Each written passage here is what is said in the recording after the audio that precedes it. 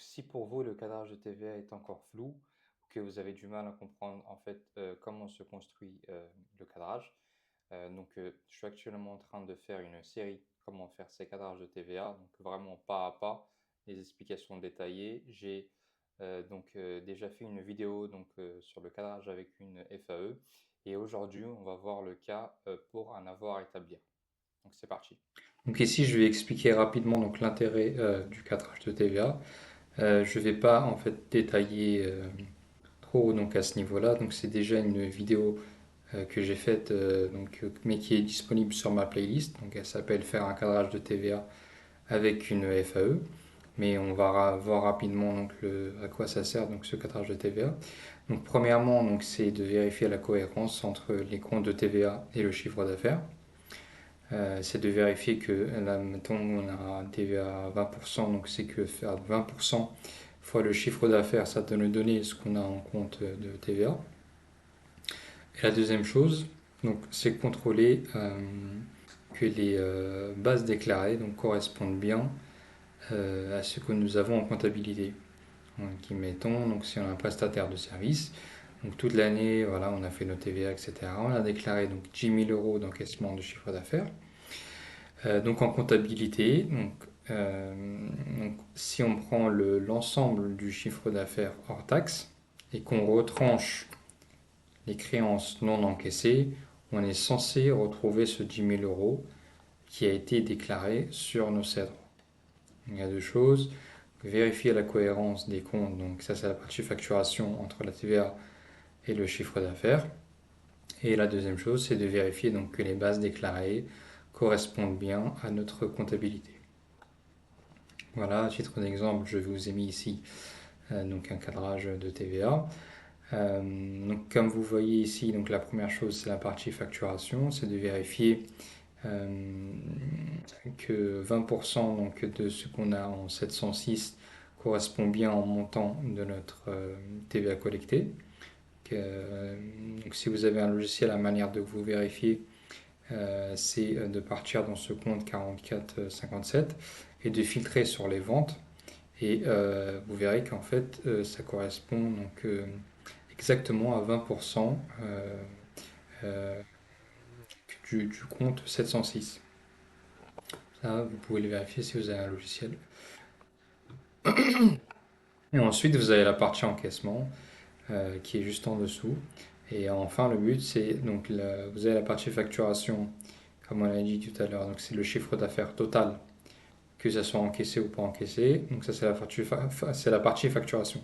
Et on va retrancher les créances non encaissées qu'on va retrouver ici en partie encaissement. Et on est censé retrouver les montants qui ont été déclarés en chiffre d'affaires sur vos CA3. Ça, c'est la base du principe du cadrage.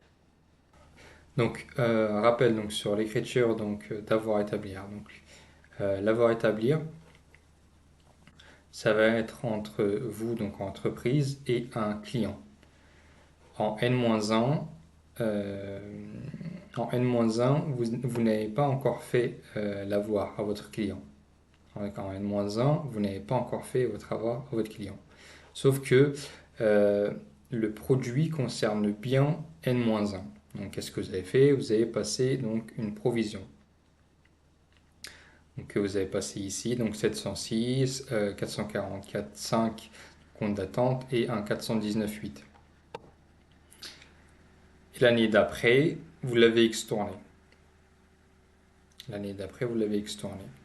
Vous avez bien provisionné le 706 qui est venu diminuer votre compte 7, étant donné que c'est un avoir.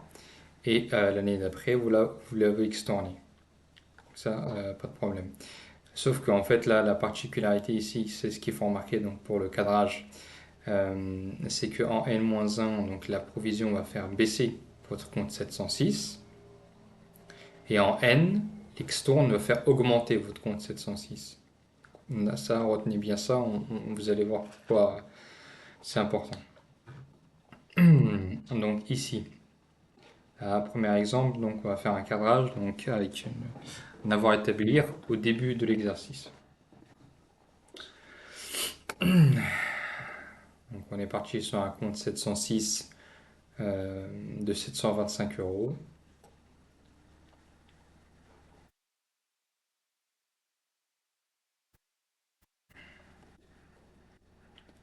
Je regarde juste quelque chose. Donc l'exemple 4. Donc l'exemple 4 il est ici, hein. Vous voyez? Donc là, l'état de compte est le suivant. Donc là, en 706, on va avoir donc 725. Et ce que j'ai fait, donc j'ai mis deux extournes euh, d'avoir à établir, vu que les extournes étaient au crédit. Et j'ai mis donc ces factures-là réglées pour un montant de 500 euros. Et la dernière facture 5 qui n'est pas réglée. Donc ici, vous avez vos soldes clients TTC. Donc en solde fin d'exercice 150, début 120. Et là, vous avez le solde client hors taxe. Parce que, en fait, étant donné que vous allez voir avec les formules, donc votre compte 706 est hors taxe, il faudra travailler avec un solde client hors taxe. Sinon, ça ne marchera pas. Donc, pour revenir à ce qu'on faisait.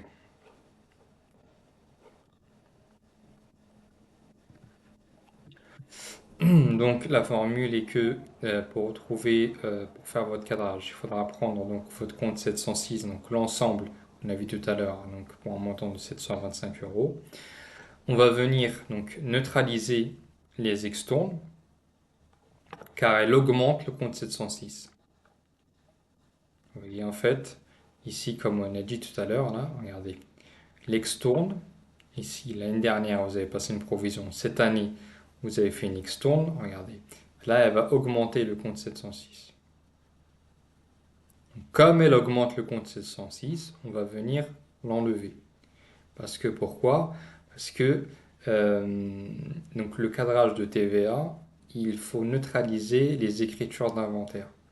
C'est pour ça que dans un cadrage de TVA, vous avez moins, plus, etc., moins les savoirs établir, etc. Donc en fait, c'est juste que dans votre cadrage, il faut neutraliser les écritures d'inventaire, que ce soit donc les provisions que vous faites en N ou bien les extournes de N-1. C'est pour ça qu'ici, on va neutraliser donc les extournes de l'avoir à établir. Comme on avait un plus ici, on peut faire un moins. Là, on a donc les avoirs à établir pour le début d'exercice. Les clients, donc clients débiteurs du début, on a vu que c'était 100 euros. Donc ça veut dire il s'agit des créances de l'année précédente qui vont être encaissées cette année. Il faut raisonner comme ça. Et les clients débiteurs de fin d'exercice sont de 125 euros. Ça veut dire que en fin d'année, il y avait encore 125 euros de créances qui n'ont pas été encore encaissées. Ça, c'est les hypothèses. On va faire notre vérification. Donc, on va prendre le compte 706. On va enlever l'extourne qui concerne les avoirs à établir de l'année dernière. Donc là, c'était donc l'extourne ici, vous voyez, donc 50 à 50 qui font 100. Vous avez enlevé 100, vous avez 625. Vous faites x 20% et vous tombez sur 125. Donc pourquoi c'est juste? Parce que regardez, j'ai pris ma partie facturation au niveau des produits. J'ai enlevé les extournes et j'ai fait x 20%. Je tombe sur 125 qui est exactement le même montant que ce que j'ai en TVA collecté. Donc ça justifie la partie facturation. Ensuite, pour la partie encaissement, comment on va la traiter? Donc la partie encaissement, donc on va reprendre la formule qui est de prendre les comptes 706. On a vu qu'il y avait 725 euros au total. On enlève les extournes des avoirs à établir de N-1. On rajoute le solde de début, solde débiteur client début. et on enlève le solde client fin. C'est-à-dire qu'en fait ici, vous avez pris votre compte 706, vous avez enlevé les écritures d'inventaire, vous rajoutez le solde client début, parce que comme on a dit, ça concerne les créances de l'exercice précédent qui sont encaissées cette année. Et ensuite, vous retranchez ce que vous n'avez pas encaissé. C'est exactement ce qu'on met ici.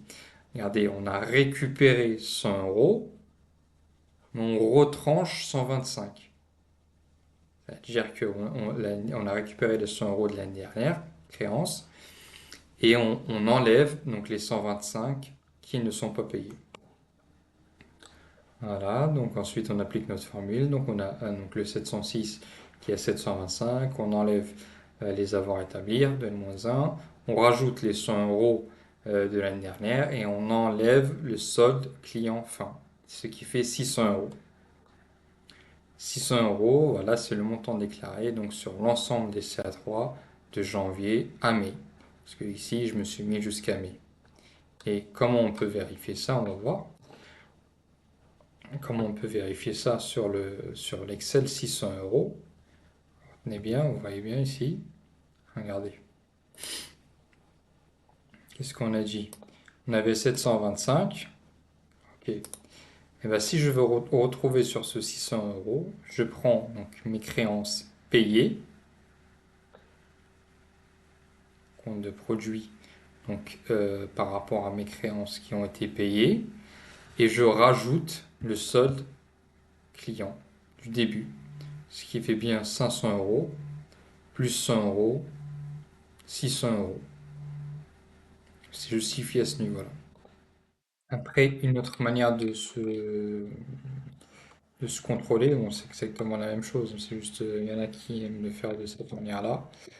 Euh, donc, c'est de prendre, donc, pareil, donc les montants, ce qu'on a en 706, retrancher, les avoirs à établir.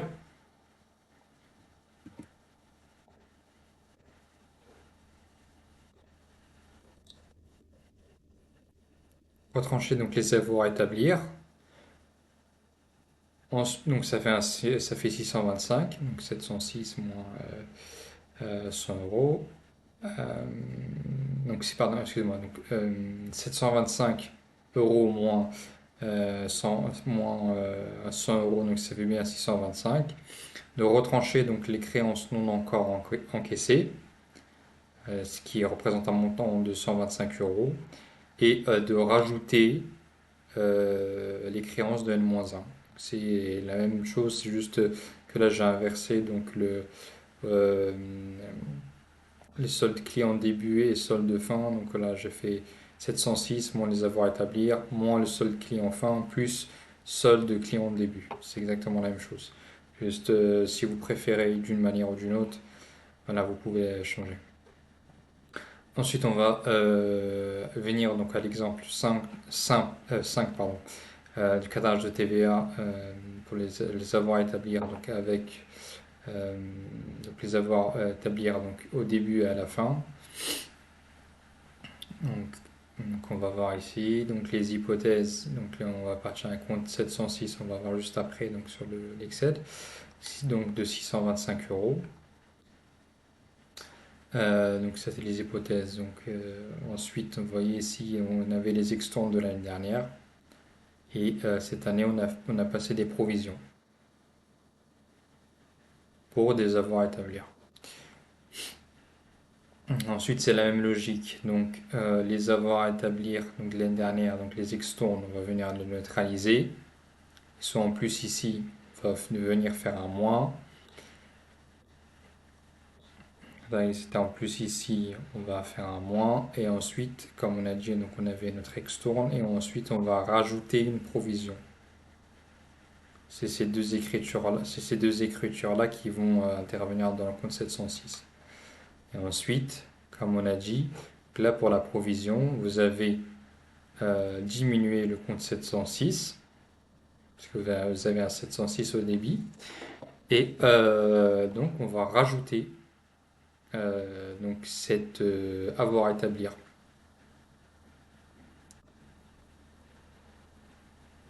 Donc là, je me suis juste trompé. Donc là, c'est avoir à établir. C'est pas l'exercice antérieur. Donc là, c'est plus l'avoir à établir. Donc l'exercice actuel.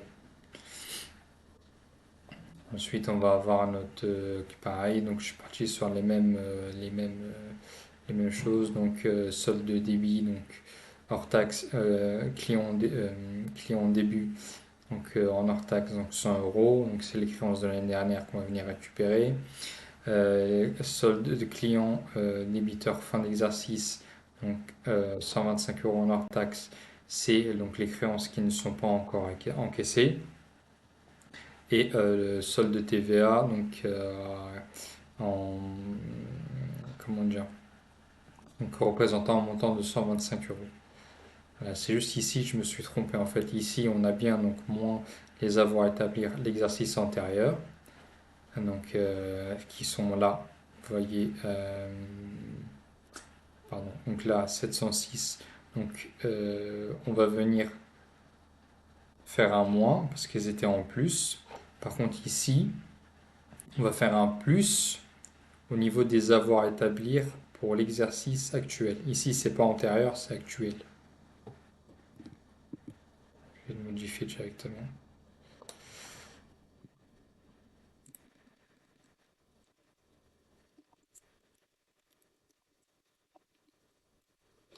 Ça sera plus simple.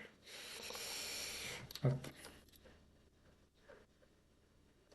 Voilà, donc là, étant donné que vous avez mis donc un 706 au débit, c'est bien ce qu'on disait. Donc on va le rajouter pour neutraliser.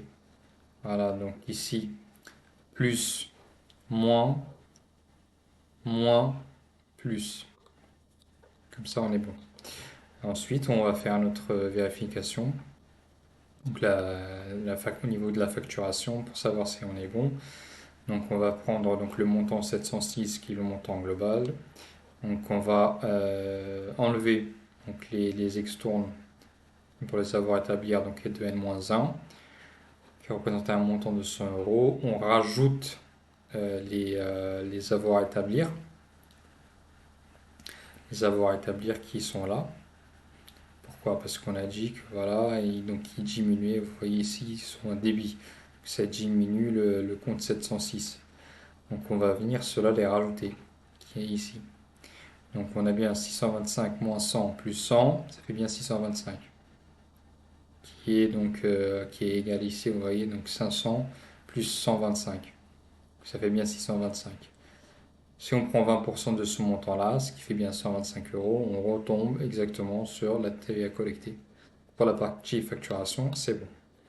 Ensuite, reste la partie encaissement. La partie encaissement, comment on va la traiter? Donc c'est un peu comme la formule juste avant. On a juste rajouté donc, les avoirs à établir de N. On prend le montant 706, donc, qui est égal à 625. On enlève les avoirs à établir de N-1. On rajoute les avoirs à établir de N, donc cette année. On récupère les créances de début et on enlève les créances de fin. Ce qui fait 625 moins 100 plus 100. Plus 100 euros pour les soldes de début pour les clients et on enlève les créances non encore encaissées. Ce qui fait bien 600 euros, qui est l'ensemble des montants déclarés, donc de chiffre d'affaires, sur les CA3 de janvier à mai. Et on peut le vérifier ici, donc sur le tableur. Alors, vous voyez ici que ça correspond, on avait 600, ça correspond exactement à 500 plus les 100 euros de début, puisque les 100 euros de début on les a récupérés et on va les additionner avec les 500 euros qu'on a, qu'on a encaissé ici. Ensuite idem, voilà, j'ai fait aussi avec l'autre méthode qui est exactement la même chose, d'intervertir donc les soldes clients en début et soldes fin. On a exactement la même chose, donc vous faites votre 600, ce montant 606, vous enlevez les avoirs à établir de n-1, vous pouvez rajouter les avoirs à établir de n, Vous enlevez les créances non encaissées de cette année, qui représentaient 125 euros, et vous rajoutez les créances de l'année dernière, qui sont encaissées. Donc ça fait un montant de 600 euros. Donc voilà, ce sera tout donc, pour cette vidéo-là. Donc j'espère que cette vidéo vous a permis de vous débloquer sur ce point au niveau de du cadrage de TVA.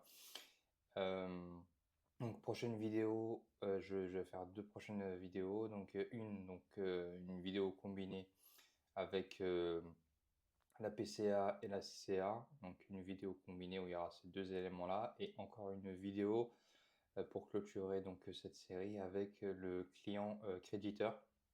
Donc voilà, pour ceux que ça intéresse, voilà, n'hésitez pas à vous abonner pour ne pas rater ces vidéos. Et je vous dis à la prochaine.